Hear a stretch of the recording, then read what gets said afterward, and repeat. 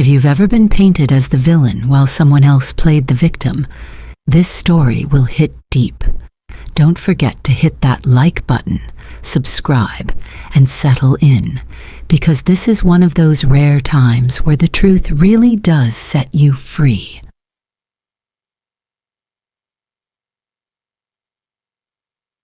I never thought I'd see the day where my daughters, two sweet, quiet teenage girls, would be publicly shamed by grown adults for something that wasn't even their fault.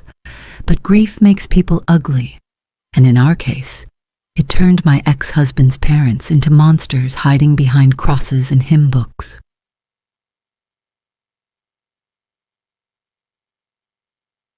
Name's Claire.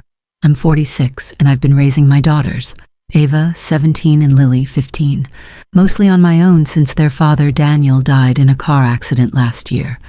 It wasn't supposed to be this way. Before the accident, we were already going through a divorce, because Daniel had been cheating on me. Worse, his affair partner had given birth to twin boys. When he died, so did she. And suddenly, 2 little boys were orphaned, the living proof of Daniel's betrayal. You'd think that would be enough tragedy for one family. But no, his parents, Richard and Martha, decided to make everything 10 times worse. They wanted custody of my daughters. They said it was what Daniel would have wanted. When the court didn't immediately grant them anything, they started pushing another idea, that the boys, those affair babies, should come live with us. According to them, it was my Christian duty to take them in as my own. I couldn't believe it. My daughters were traumatized. They were the ones who discovered the cheating. They found the messages, the photos, the lies. And now they were being told they should play big sister to the symbols of their father's betrayal. No, absolutely not.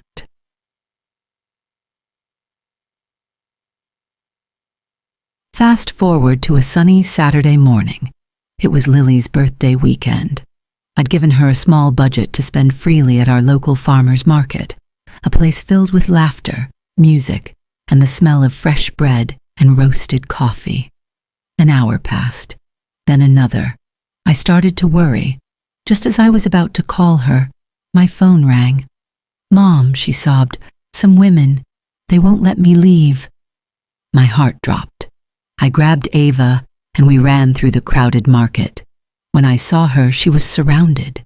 6 older women, hands on hips, wagging fingers, voices dripping with judgment.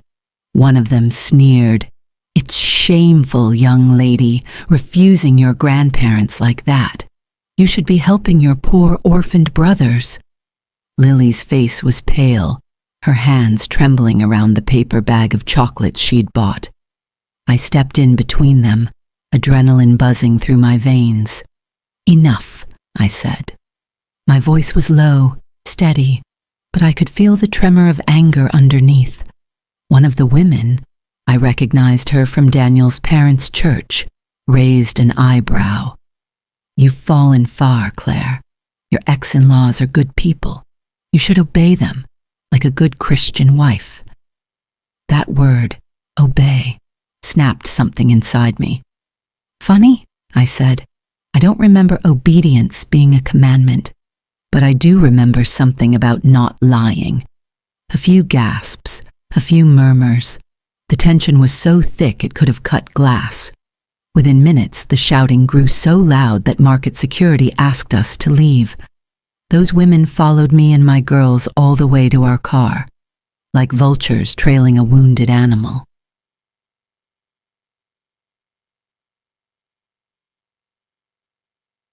That night, after I tucked my daughters into bed, I sat in the dark with my laptop.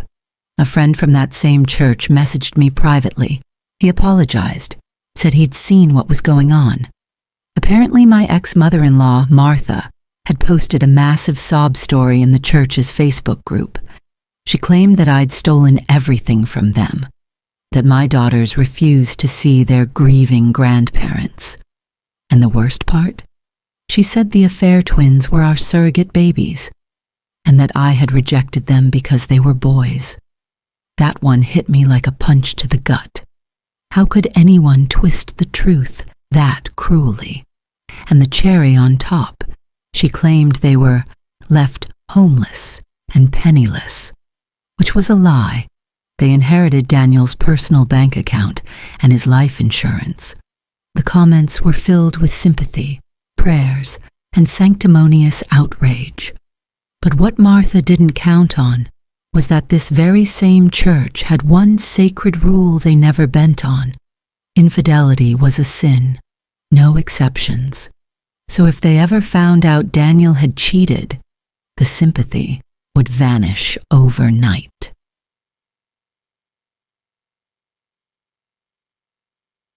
I stared at that post for hours, my hands trembling. Part of me wanted to just log off, block her, and move on. But then I remembered Lily's tear-streaked face at the market, Ava's quiet fury as she held her sister's hand, the messages from Martha calling my girls bastards. That was my breaking point. I whispered to myself, if they want to play holy, let's see how they like the truth.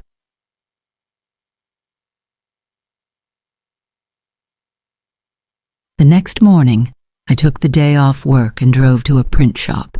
I had everything, the receipts, the screenshots, the proof.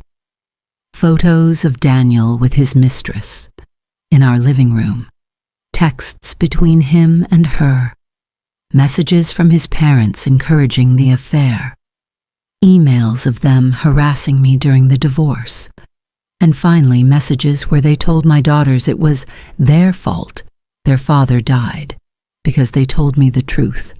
That one still makes my stomach twist. I paid extra for the best quality prints, thick paper, clear ink. Then I spent hours at home creating neat little binders, labeled The True Story of Daniel and Family. They looked innocent, almost like church hymn books.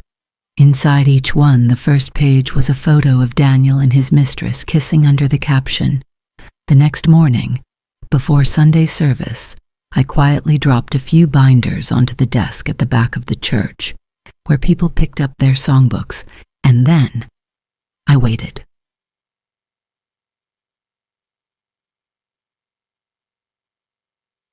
By noon, the gossip mill was on fire. Members of the church flooded Facebook with outrage. People were furious, not at me, but at Daniel and his parents. The words they used to describe him, well, let's just say they weren't exactly family-friendly. The pastor had to step in just to calm people down. Martha and Richard were humiliated. Their phones blew up. Their so-called friends turned their backs. And in a delicious twist of irony, some members actually apologized to my daughters. A few even sent handwritten notes saying they were deeply sorry for judging without knowing the truth. One letter said, "We were taught to love truth above comfort. You showed us the truth. Thank you." That one made me cry.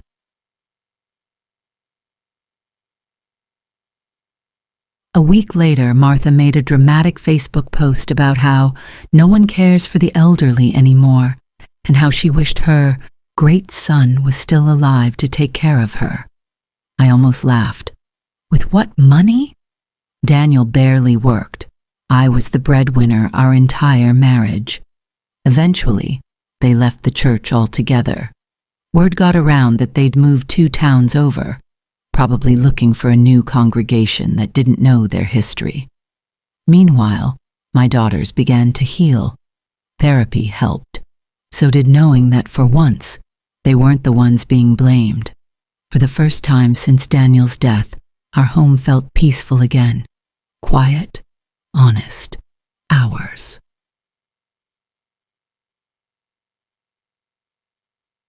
Sometimes revenge isn't about destruction. It's about reclaiming your voice, especially when others have stolen your story and twisted it into a lie. I didn't do what I did to humiliate anyone. I did it to protect my daughters and to remind those people that truth doesn't need to scream. It just needs to be seen.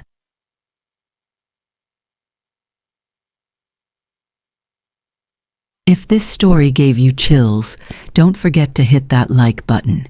It really helps the channel. And tell me in the comments, have you ever had someone lie about you? And how did you set the record straight? Remember, the truth always finds its way out, even when people hide behind holiness. Subscribe for more stories of real-life justice, and I'll see you in the next one.